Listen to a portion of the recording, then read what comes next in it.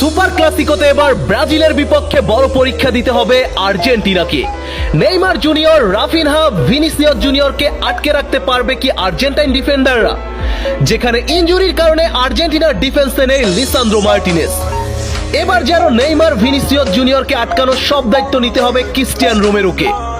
Super ক্লাসিকোতে কেমন হবে আর্জেন্টিনার ডিফেন্স লাইন, আজকের ভিডিওতে জানবো সেই প্রসঙ্গে। বন্ধুরা, আর্জেন্টিনা বনাম ব্রাজিল মানেই ফুটবলের বড় মহারণ। এই দুই চিরপ্রতিদ্বন্দ্বী যখন মুখোমুখি হয় তখন ফুটবল অঙ্গনে দেখা যায় চরম উত্তেজনা। এবারও বিশ্বকাপ কোয়ালিফাই ম্যাচে মুখোমুখি হতে যাচ্ছে ব্রাজিল বনাম আর্জেন্টিনা, যেখানে লড়াইটা হবে শিয়ানে শিয়ানে।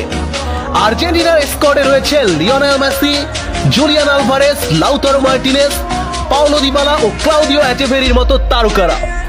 অপরদিকে ব্রাজিলের স্কোয়াডে রয়েছে Neymar, Raphinha, Vinicius Junior, Rodrigo, সাভিনোর মতো তারকারা।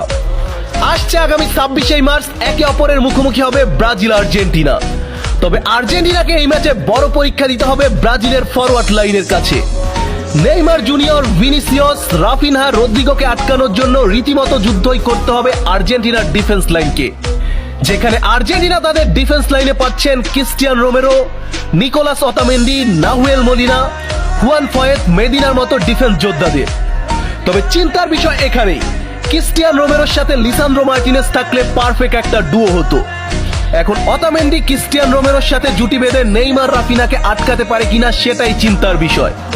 এছাড়া এই ম্যাচে আর্জেন্টিনার মিডফিল্ডকে রাখতে হবে বড় ভূমিকা।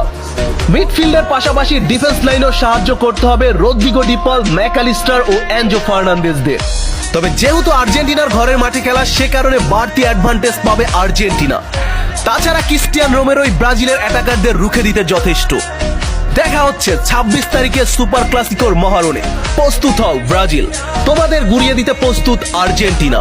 Vamos Argentina.